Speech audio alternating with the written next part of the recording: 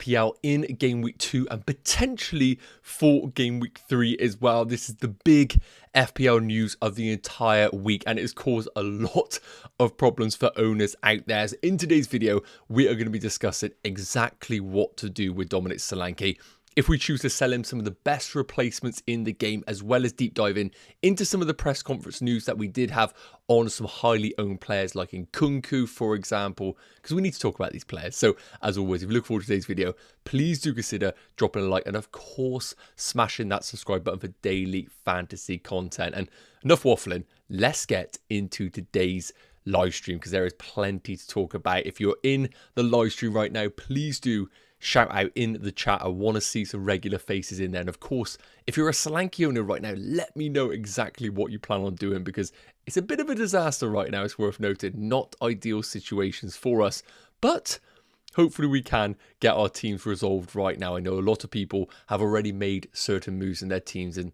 that isn't really a good situation. So, Cheeks, as always, hope you're doing well. Brian, hope you're doing well. My friend Christopher, will Palmer be fine? It sounds like he did limp off in the game, but the comments afterwards are positive. It doesn't sound like it is a disaster going into this game week, so I think we are all fine. So, first and foremost, what is actually going on with Dominic Solanke? We saw the news yesterday that he hadn't participated in training, and just come out and officially stated that he has an ankle injury and he is going to be out of game week 2 officially. As he's also stated here, they have the international break between game weeks 3 and game weeks 4. So there is a suggestion that we might even be in a position right now where we might not have him for game week 3 as well, which is a little bit of a concern. Game week 2 at home against Everton was always going to be the one that we wanted as FPL owners. I'm speaking as a guy who is a Solanke owner right now, so I can completely resonate with people that are watching this right now. So do not worry.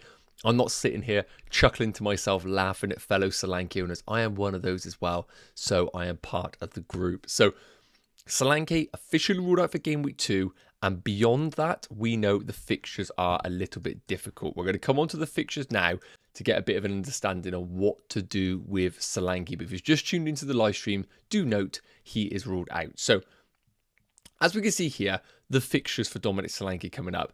Everton at home was going to be the one where we all got hat-tricks. That isn't going to happen now, which is a real shame. So, beyond that, Newcastle away in game week 3 is not good. Game week 4 at home against Arsenal. Now that, of course, is after the international break. And based on what Ange stated in that press conference, we might even be in a position where he isn't available for game week 3 and then maybe comes back for game week 4. And Arsenal at home, don't want a piece of that at all. Even if Spurs are playing good football, that is against the best defence in the league. Solanke doesn't look good in that situation. Then, of course, game week 5 at home against Brentford, followed by Man United away. Plenty can happen between now and then. But for the short term, it ain't looking good, bruv. So, if you're in a position right now where you've already lined up a wild card in game week 4, then I think, personally, looking at the rest of your team, if you have a team, for example, where you can easily bench Solanke and you have a perfectly good first sub coming in, it might be worth just going through game week 2 and reassessing in game week 3. But we know right now that there are options available to us in the game at 7.5 million and below. I don't think there are going to be a lot of FPL managers right now going into game week 2 that have plenty of money in the bank that can upgrade Dominic Solanke to a more expensive option. So ideally, we do need to look at those forwards that are slightly cheaper than Dominic Solanke and ask ourselves, are there actually viable choices available to us that we can go to? So we need to look at that right now. But let me know in the chat. Let me know in the comments if you're watching this back. What is your current plan with Dominic Solanke? My general assessment is this. I think it's probably a sell. I think there are good forwards available in the game. The big thing that we need to ask ourselves is, do we sell him in this game week or do we sell him in the following game week? So I want to use my team as a bit of an example right now, just to give you a bit of a understanding of what my logic is. So I'm a fellow Solanke owner. They finally put the red flag on him, RIP Solanke. So as you can see in my team, previously I did have Dominic Solanke in the starting 11, and now I have got Lewis Hall coming in for Solanke away against Bournemouth. Now, is Bournemouth away a terrible fixture? I don't think it's the worst fixture in the world. I think it's an ideal sub to come in for Dominic Solanke.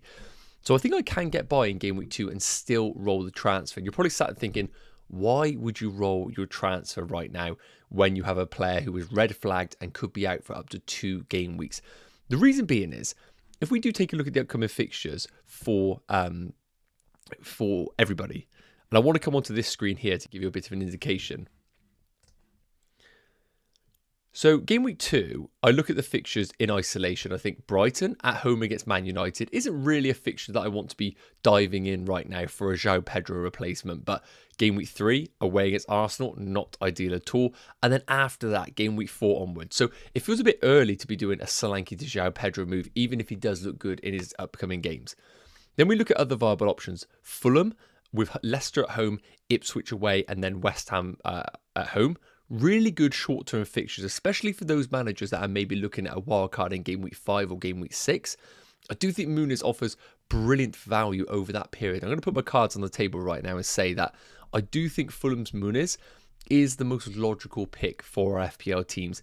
It frees up money in the bank to invest elsewhere. I believe it'll be 1.5 million that you can invest elsewhere in your teams, which is super, super important. Then obviously, in terms of the fixtures, they are there. And I do think in terms of the player, it is also there. Are we going to see the Muniz of last season where he was bagging in all the goals? Maybe not, but I do think that he is a brilliant option for our team. So we'll come on to some stats in a minute where we can deep dive into those specific forwards. Southampton is also a player that is getting spoken about a lot, in particular Adam Armstrong. And I can kind of see why. Forest at home in game week 2, Brentford away in game week 3, Man United in 4, and then of course Ipswich in 5. So really good fixtures over that period. It's just whether you back Southampton as an attack or do you have a bit more confidence in a Fulham team who are a bit more established in the league and we kind of know what we are getting from them. So I think Fulham, Southampton pose great fixtures that we can invest in forwards that are going to have guaranteed game time. Muniz and Armstrong. Outside of that, the only other teams that are viable are going to be Brentford with Visser, but I am not touching Visser with those fixtures right now.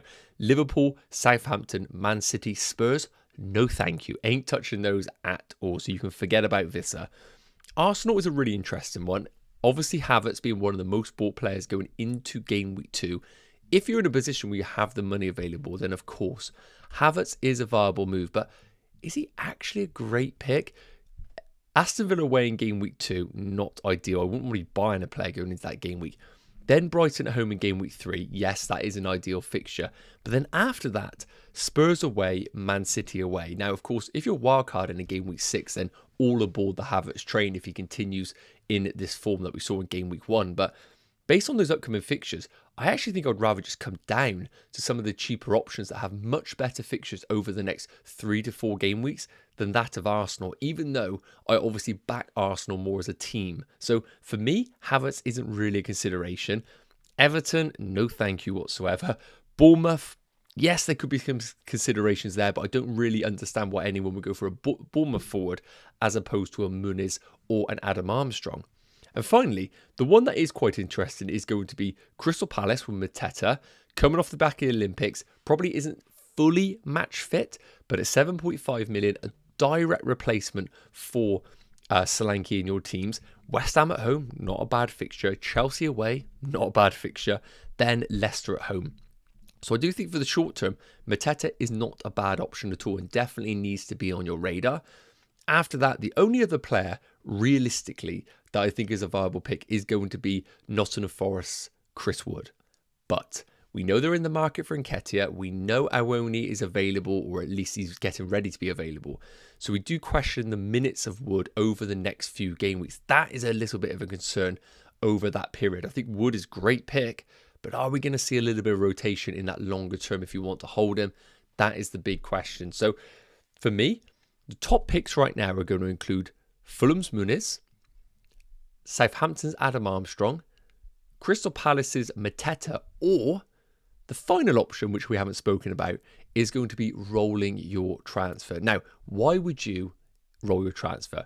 If you're in a position where your team looks pretty healthy this week, as I spoke about, you can ride out the Solanke price drop, which will inevitably happen.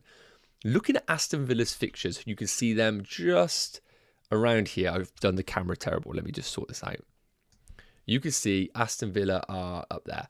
So Arsenal at home, I wouldn't want to be bringing in Watkins in, especially what I saw in game week 1 really isn't completely match fit and against one of the best defences in the league. But after that, Leicester away, Everton at home, Wolves at home, Ipswich away. Fantastic fixtures for your teams. Now, originally, a lot of managers were potentially looking at doing Alexander Isak to Watkins as a straight swap because, of course, Newcastle's fixtures get a little bit more ropey after game week 2. Spurs, Wolves, Fulham, Man City, quite tricky over that period. And a lot of people were looking to do the jump over from Isak to Watkins, but maybe holding Isak a bit longer is a good option. And upgrading in game week 3, Solanke to Watkins. It will require 1.5 million, but rolling the transfer this week will just free up a little bit of flexibility for you to reassess in game week 3. And that's something that I'm not completely ruled out right now.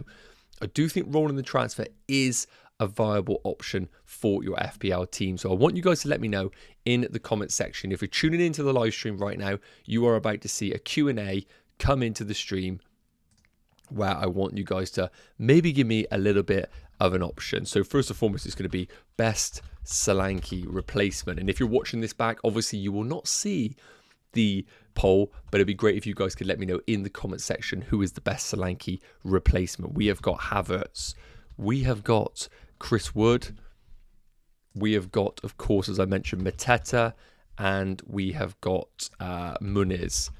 And I'm going to get rid of Havertz and put Armstrong. And if there's anyone else that you are massively compelled to, please do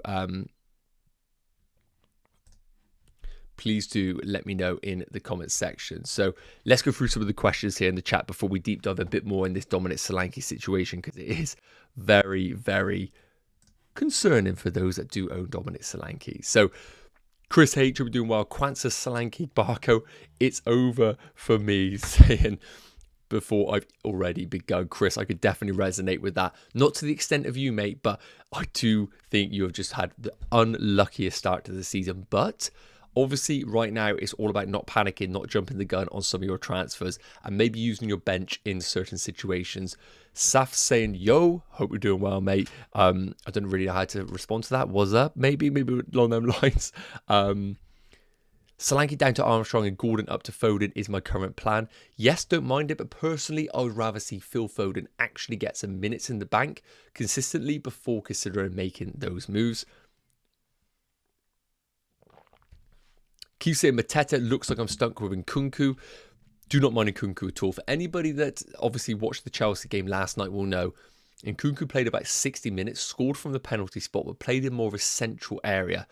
With the news that Pedro Neto looks like he could be ruled out for game week 2, I think that all but confirms the minutes for Nkunku to be considerable in this game week. And I think if you own Nkunku right now, you absolutely keep hold of him. When we take a look at Christopher Nkunku in general, obviously our game week 1 was not ideal. But with the fixtures coming up, they're not the best, they're not the worst, they are decent. And I do think coming up, with Neto being ruled out for game week 2 most likely, and Nkunku taking up a bit more of a central spot in this team, which I am predicting, I think Nkunku is absolutely fine to start in your teams. And I can see we have a new member here from Rune Bujan. I do apologise if I got that wrong, my friend. Please do let me know. Thank you so much for being an FPL fan supporter. I will drop you a message after this stream, my friend. Hope you're doing well. Thank you so much. Rune saying, Nkunku, Solanke, Barco, Kwanzaa. I'm so glad my gut feeling stopped me from all of these. Yes, one of those things, isn't it? I really do feel sorry for those managers that went there. It's so hard in FPL when you get unlucky with injuries. You just can't really predict them. And obviously those managers did get a little bit stitched up this week.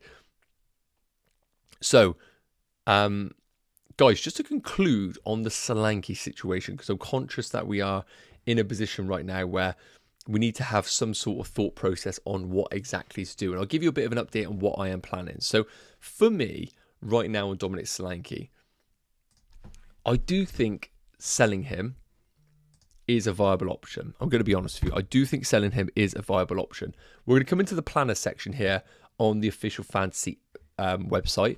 For anybody that doesn't know, this is a free Google Chrome extension called FPL Plus. Completely syncs with your site. Is amazing. So looking at my team for game week 1, I am content with this team if I wanted to roll the transfer. Coming into game week 2, if we make the assumption that Solanke is going to be ruled out once again, gets a little bit more dicey. Hall at home against Spurs, not ideal. Isak at home against Spurs, not ideal. And then, of course, we have got the likes of Diogo Jota away against Man United. So Rodgers could definitely come into this team for Hall and we can get by. However, there are a few fixtures that we're missing out on. So if I wasn't to make the move on Muniz, I'm missing out on Leicester at home and Ipswich away. And I do think that isn't actually a bad run of fixtures for the team. So if we come back to game week 2, let's say we were to make the transfer and do Dominic Solanke to Muniz. Let's get him in the team. Get the Fulham boy in the team. As you can see, Muniz would come in for Hall, and that would be a pretty obvious team. The problem with this team, and anybody that has a similar team to myself will note, that is triple Fulham. Not ideal. I like Fulham, good team. Do I want triple Fulham? Not really. So that could be a bit of a concern.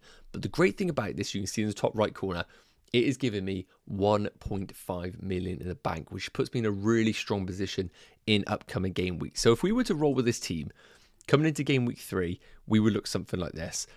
Of course, we would have Muniz away against Ipswich. That is a fantastic fixture. We would, once again, be going for triple Fulham, which I don't love. But against Ipswich isn't the worst thing. And even if I did see some terrible stuff from Smith Rowe, Rodgers could come in for Smith Rowe in that situation and look something along those lines. Then coming into game week 4, once again, Muniz with a favourable fixture at home against West Ham. And the rest of the team looks pretty safe. So it does beg the question, Muniz is a playable option for your teams in most teams each game week that you bring him in for game weeks 2 to game weeks 4. And he definitely does enhance the team because whereas I'm starting Muniz, in other situations I might be playing a 4-4-2 formation, which for me isn't the best use of the money right now in the game. And as I mentioned, with the 1.5 million in the bank, it gives me a little bit of flexibility if I wanted to go in different directions. So with that potential transfer in game week 2, here, I would have made one transfer. So of course, in game week 2, let me just take a look at this a minute. Bringing up the planner. So we only have one transfer available in game week 2. If I was to use it in game week 3, I would still have one transfer available. So the plan would be rolling this game week. Then coming into game week 4, this is the fixture where we want a piece of Mo Salah. But I also beg the question to say, Haaland at home against Brentford, do I really want to be opening up my team to get rid of Erling Haaland? Probably not. So we can come into game week 5 with 3 free transfers available to us, with Erling Haaland at home against Arsenal and Salah at home against Bournemouth. And we look at these upcoming fixtures and think, maybe it's time to get Mo Salah in our team. That's when Haaland could come out of our team, downgrade to another forward option and free up the funds. What I'm trying to say is this, because I can't predict what's going to happen. I think Muniz coming in frees up 1.5 million to give me flexibility to the team to go elsewhere. The alternative is to play a 4-4-2 fixture each game week, waiting for the right time to make the move when sometimes being aggressive is the best move that you can make. And I think keeping Solanke in my team for numerous game weeks is not a viable strategy. Now, what I will say is this, because there is, of course, another option, and that is going to be rolling the transfer this week. Rolling the transfer. I know it sounds a bit crazy, but rolling the transfer this week. Okay. Then coming into game week 3 with more transfers in the bank, it'll be 2 free transfers available. Then what I'll be doing with my team is getting rid of Solanke to try and bring in an Ollie Watkins. Now, can that be viably done? That is the purpose of this stream right now, to see if we can squeeze in an Ollie Watkins in some format. So if I was to do that, it would require 1.5 million to downgrade in my team.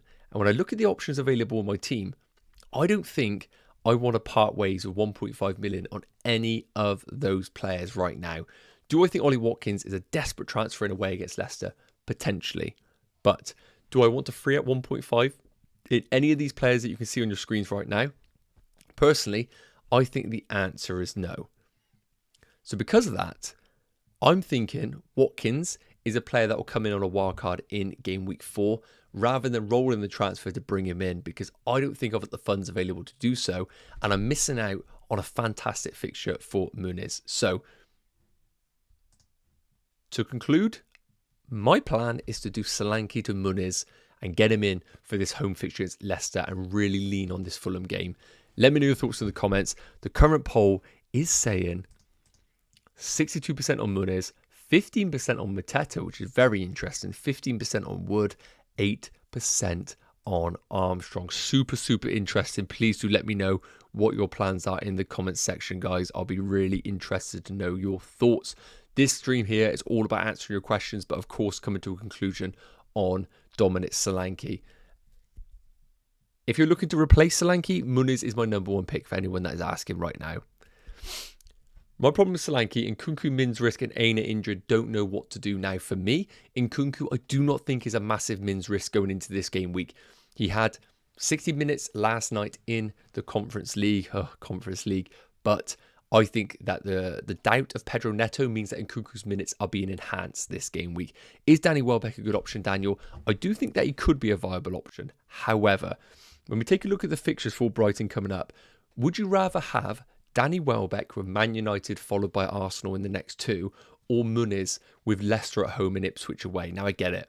Muniz might have been on a bit of a purple patch last season, might not live up to the hype, but you've got to play the fixtures right now. And if you are going to do it, the only way I would bring in Danny Welbeck is if you were looking so far in advance for game week 4 against Ipswich and Forest. And then straight after that is Chelsea and Spurs. So I think the boat is not there for Brighton to jump on. I do apologise. JWR10 is saying, is Wood nailed? Now, this is a really good question for me. I think Chris Wood is a little bit of a concern longer term. I think for game week 2, absolutely fine. Most likely game week 3 as well. However, we know right now that, of course, they are in the market for Nketiah. That potentially might happen. And Taiwo Awoniyi is also waiting in the wings to steal minutes away from him. So for that reason, I think Wood is a great option, but you're also buying a player that could have some minutes risk in your team.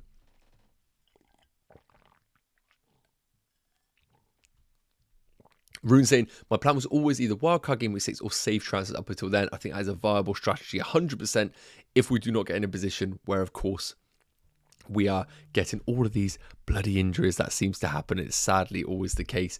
Doku, for me, not a consideration. I think he's great for a 1-week punt, but beyond that, I think it is a little bit of a worry what you're going to do with that potential rotation under Pep Guardiola. Gundogan coming in, could that see Foden go off the left and then Vardiel being an overlapping fullback?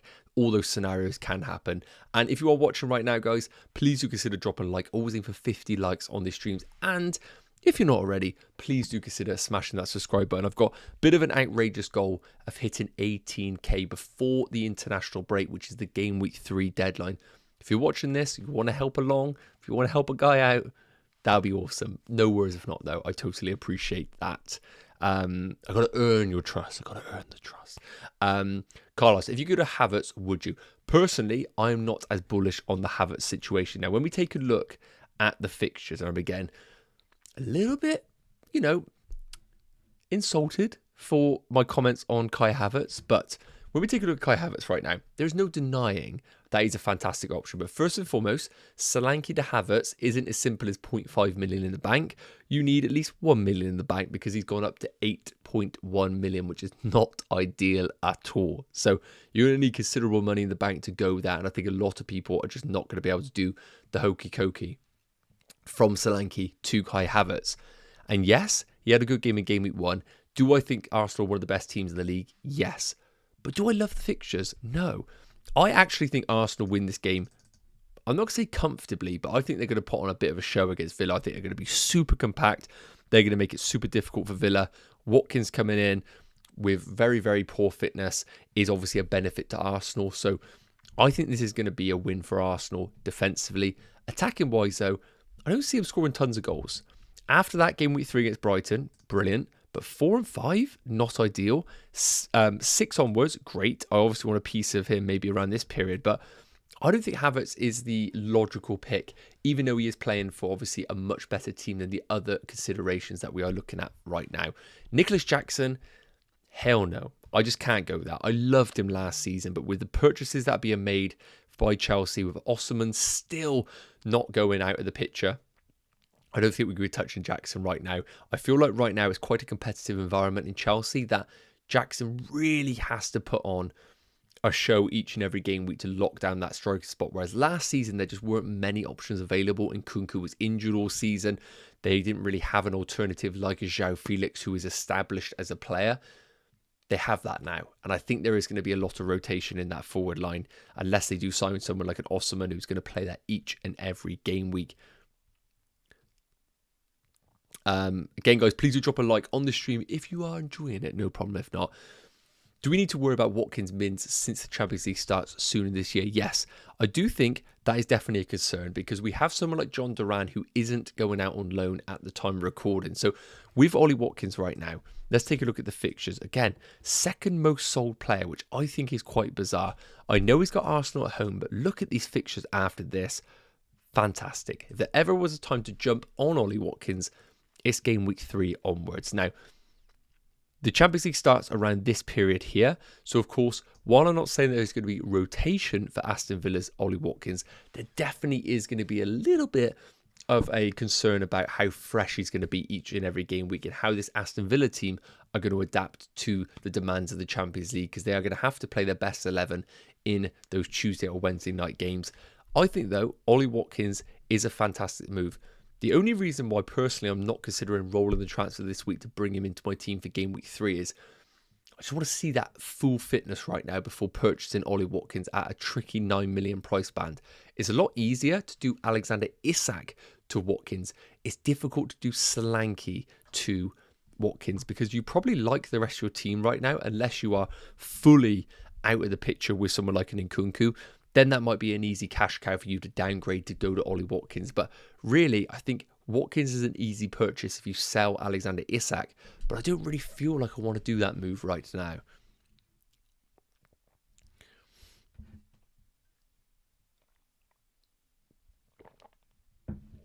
Chris Wood. Why not Chris Wood? I think Chris Wood is a great option for a lot of people's teams.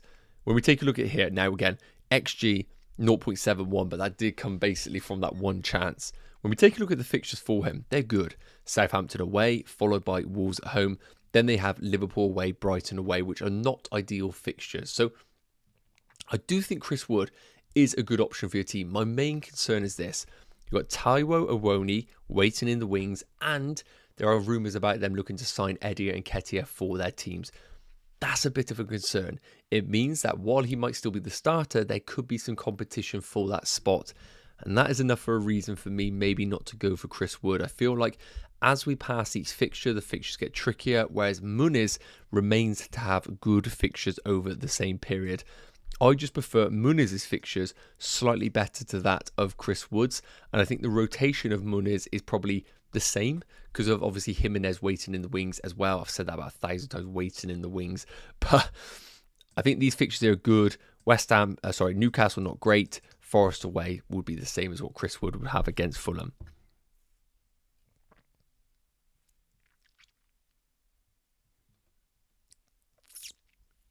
Does it make a difference if Solanke is back for game week 3?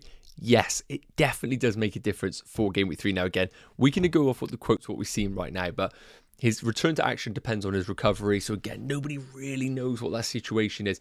Obviously, with the international break after game week 3, it's not serious. So my only concern is this, okay? All pre-season, they played Kulusevski as the 9, and albeit he done a really good job, putting good performances, scored good goals, linked up the play really well. So if you're Ange, you don't actually have to rush Solanke back in. Everton at home, obviously a fixture that they're going to have to do without Solanke. But if that goes well, Ange might look at it and think, look, Solanke's just come into this Spurs team. He's completely new. He did have a good game week 1, just done everything apart from putting the ball in the net. Realistically, do we need to rush him back in before the international break? Probably no. He ain't going with the international team, so he's going to be at Spurs. This isn't an international player with Solanke. So while others might go off and travel, it might be an opportunity for them just to hone in on that tactical element and also his full fitness. So that kind of screams to me, there's a good chance Solanke, if there's any doubt going into game week 3, they'll just say to themselves, just give him a rest. Come back after the international break for those fixtures. The problem is, if you roll your transfer with Solanke and then he is ruled out for game week 3, it's just a kick in the teeth. And then you look at those 2 fixtures gone and think to yourself, damn, should have just passed up on it.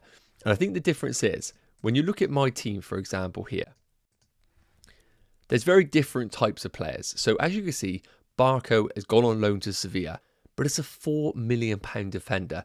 There isn't really that much of a desperation to get rid of a player like that who can sit third on your bench each and every game week. When you're paying 7.5 million for someone like a Dominic Solanke, it's a lot of cash, and it's a really important position as a forward because there are so many great forwards in the game. Can you afford to twiddle your thumbs, let Solanke be on your bench this week, go to game week 3, hope he plays, doesn't, then he's in your team again, do you then sell him? Already missing out on some good fixtures available to us. So for that reason, I think we probably do cut our ties on Solanke and get rid of him, unless you're in a position which is very specific where maybe you say to yourself, I want Watkins game week 3. I've somehow got the money available. Solanke to Watkins in game week 3 is my move if Solanke is unavailable. That is also a good option for your teams. But I personally think going to Muniz is a fantastic move. Somebody is saying in the chat also about Füllkrug. Do think it could be a consideration, but for me, new signings in the league, like complete new signings to the league, are ones that I need to actually monitor first and foremost. When we take a look at the fixtures for West Ham, just to get a bit of an understanding. So West Ham just up there. Palace, City, Fulham, Chelsea, Brentford. That for me screams wait and see. Let Füllkrug get himself some game time in that West Ham team. See if he actually is Premier League standard. I think he is. Let's see how he integrates in the team. Is he going to be a rotation risk of Antonio? Then, if he does well over that period, or at least underlying numbers are good, then we can maybe look at someone like a Füllkrug. But for now, I think there are so many better options with much better fixtures. You can wait and see. I always say this. Sometimes you can be too early to the party. You can be the first owner of a player. And really, I just don't think it's necessary. You don't have to be there. As long as you arrive at the party a few game weeks late, it's not a problem while that ownership remains low. You don't have to be the first person to own that player. Rune saying, entering my 19th season of FPL this season, will be more proud of it if I did better in the past. So Rune, this is your season where you are going to have your best ever season. I will guarantee that for you, mate.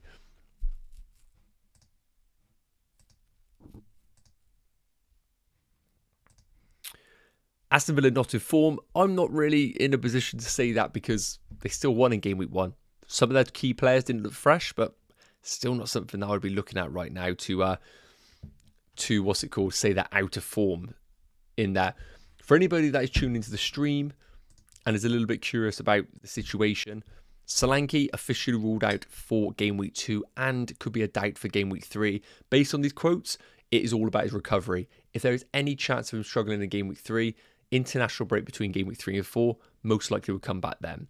If you're looking at a alternative player for Dominic Solanke, my number 1 pick, and we're going to get him up on your screens. So my number 1 replacement is going to be Muniz. Now, there is a slight problem. You probably already have a Fulham player. Do you want to double up or triple up on Fulham? That is a problem. But for me, Muniz, it has the minutes, has the fixtures over the period where we're going to be looking to wildcard, because I think a lot of people are looking at either a wildcard in 4 or wildcard 6. Whichever avenue you go down, the fixtures play in that favour. So you've got Leicester, Ipswich, West Ham, even Newcastle at home, not horrendous, and then Forest away in game week 6. So we've got the fixtures, and importantly, it frees up 1.5 million in the bank for you to improve your team, because this is a great position to be in. If you bring in a Muniz, look at the squad that you can see on your screens right now. All it takes is Nkunku to have another early substitution in game week 2, and we say to ourselves, that's it, I'm done. And all it takes then is maybe someone like an Eze to have a phenomenal game week 2. If you were to do Solanke to another 7.5 million like a Mateta, that's great, but you are then completely locked in on that player at that price point. If we can then come down to a cheaper option, it just gives us that little bit of flexibility that I could say to myself, okay, game week 3, ideally I want to roll, but if another problem arises, I'm not completely stuck on the structure of my team. If I want to do Nkunku to Eze, I've got the cash available. If I want to do Jota to Bruno Fernandes, I've got the cash available. So just be careful. If you are going to do a straight swap from Solanke to another 7.5, look at the rest of your squad and say to yourself, is it actually more beneficial? Taking a little bit more of a risk, maybe, coming down to a player to then enable that flexibility in future game weeks. And for me, I think the flexibility is actually a better route. Now, another player I think is absolutely on radar as a Solanke replacement is going to be Adam Armstrong. Not my top pick. I still prefer Muniz because, yes, Armstrong is slightly cheaper and I think his game time is absolutely fine. And the fixtures are equally decent. I just feel less confident investing in a promoted team, especially someone like Southampton, who also have just signed Cameron Archer and Diaz. So we could see some sort of system change or rotation with Armstrong if he doesn't start putting the ball in the net. That is my only concern about Armstrong, but I do think he's a brilliant differential at 5.5.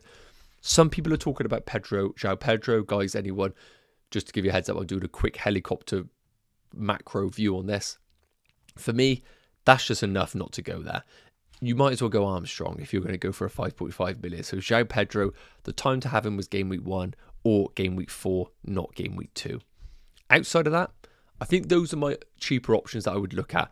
Broha's getting a little bit of love, but of course hasn't actually been shifted over to the Ipswich player, and I want to see him actually get some minutes in that Ipswich team.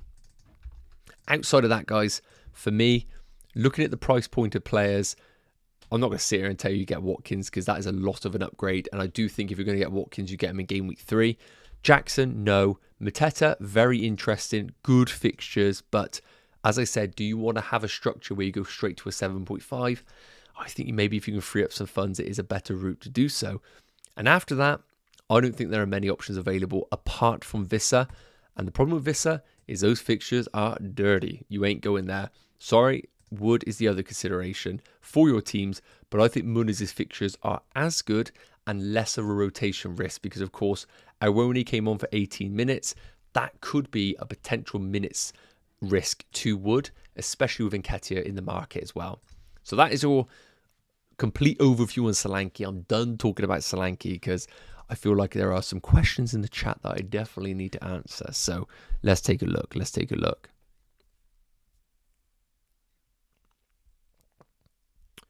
Anderson is signed for Fulham from Palace. Could he be a defender to bring in for Fulham? 100% a consideration. I fully expect him to come straight into that Fulham team, but I'd much rather just go Robinson, to be honest with you. I'd much rather go Robinson in your teams. Just a reminder of Anderson being priced at 4.5. The same price as Robinson, but I'd rather just have Robinson, who offers a bit more attacking output. There was some rumours about Robinson going to like a Man United, but until I actually see good old Fabrizio Romano give us the indication that is true, I think it's fine invested in Robinson right now, but it would be peak FPL if that was to happen.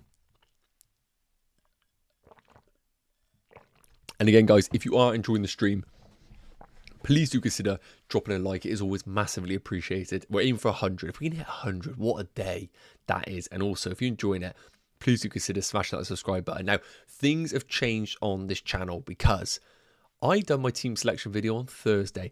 Everything was locked in. I was perfectly content with my team looking something like this.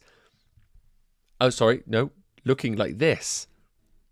And then suddenly Solanke decides to get an injury and things have definitely changed. So a little bit of a preview. I am planning to do Solanke to Muniz, and basically what you can see on your screens here will just be the team, but Muniz will be in place of Solanke. However, I would recommend subscribing because, of course, I will be doing a deadline live stream tomorrow, and I'm up early.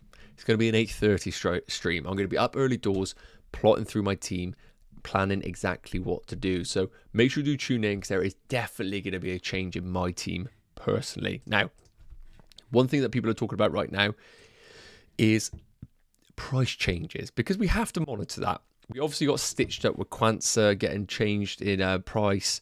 So I want to quickly show you the Fantasy Football Fix price change predictor, just to give you an update on what is going on right now in the world of price changes. So I can't believe I'm saying this, but Jamie Vardy looks like he could be rising in price. For me, no, I wouldn't be buying Jamie Vardy. I don't think he's a good investment.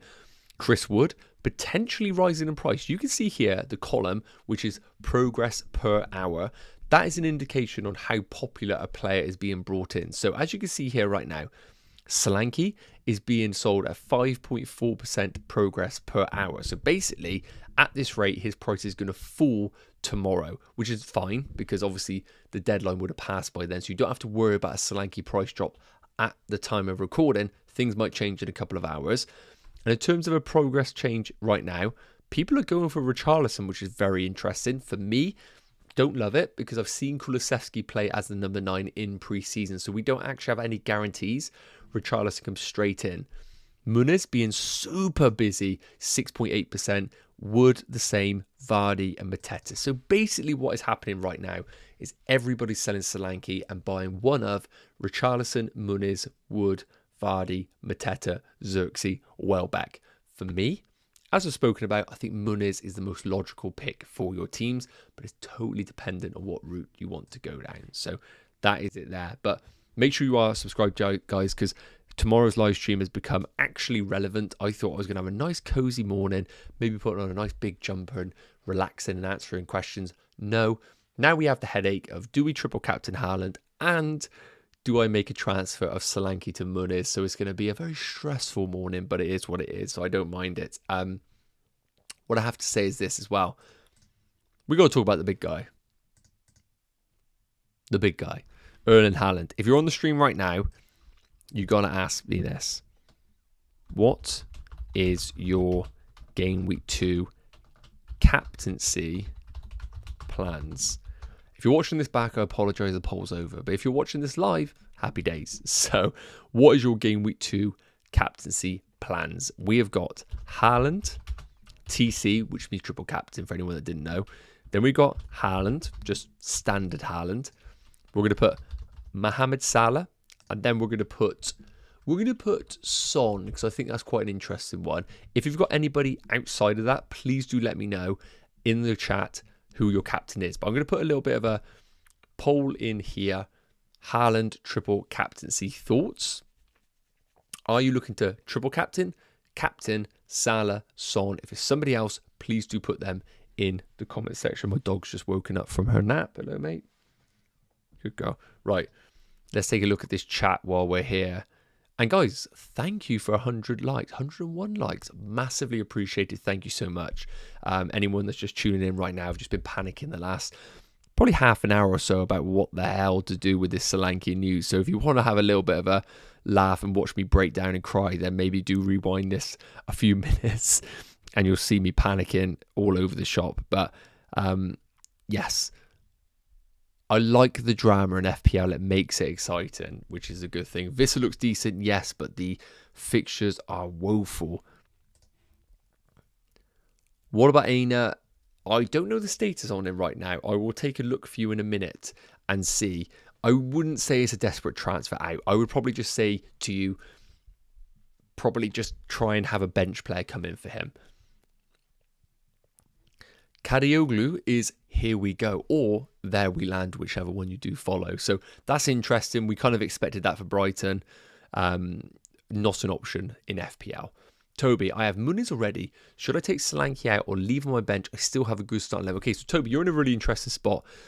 Outside of Muniz, I don't know if I love you then going to a Chris Wood, for example. So I think you need to look at your team a bit more longer term. What does rolling your transfer do to your team? Does it improve it for the following week? I think the only way you don't get rid of Solanke is if you have a plan in the back of your mind of what to do after that.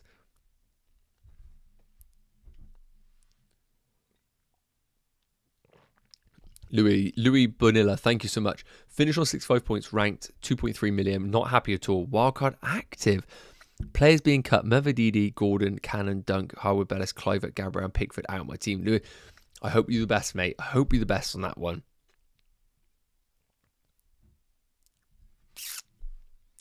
Wildcard active. Wow. Who is on Spurs pens? I think it'll be Son, especially in Solanke's absence. My captain is Saka. I don't mind Saka. I don't love the fixture, but I always back Saka, but I think there are better options out there. Xerxes won't start. I think there definitely is a risk on that one. Peter Pan is saying, hey mate, I'm confused by price freezes. Many say that Barker is safe at 4 million, but the guidance says this: a player is price locked if he goes from red flag to being directly available. Yeah, so I'm not going to lie, there's a lot of uncertainty right now regarding the price freezes because we've seen low players in the past, like Lukaku, go out and his price continued to fall. For me, I wouldn't have the assumption that his price is going to lock, but equally, do I actually think that he is going to be a viable transfer out for your teams? I think you have to be in such a luxurious position to sell Barco, or you're in a position where you are so dependent on Barco to play each and every game week. And if that is the case, then I do think you've obviously made a little bit of a mistake relying on a 4 million defender in the game. Okay, so while you guys are popping in your stuff, the stream tomorrow is going to be 8:30 a.m. UK time. Nice and early. Keith, the Chrome extension is called FPL Plus by Fantasy Football Fix.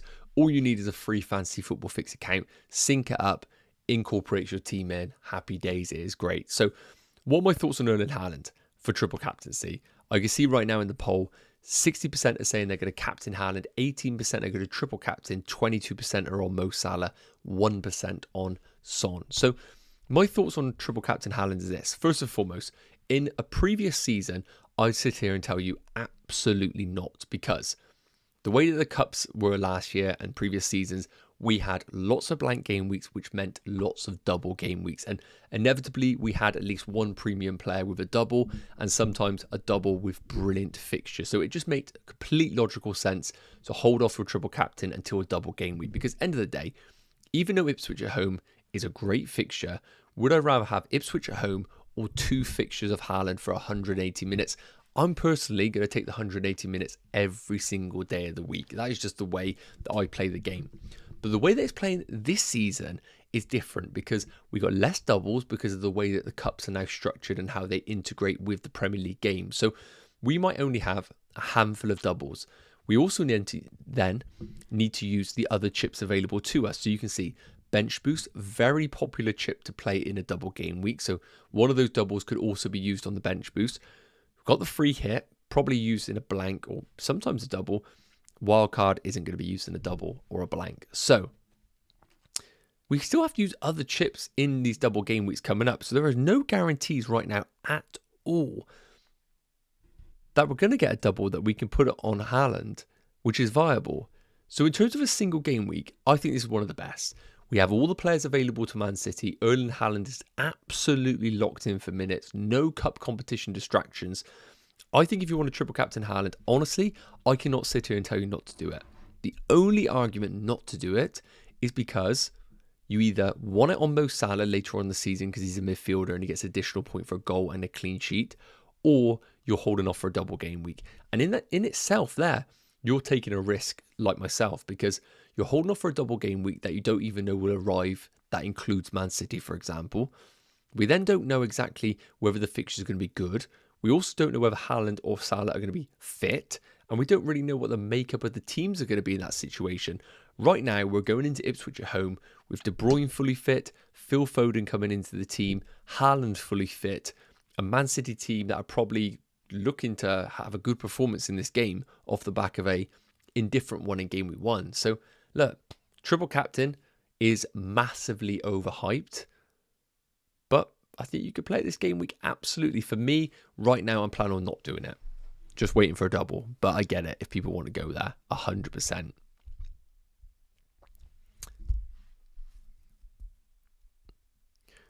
Stream tomorrow, 8:30 a.m. UK time.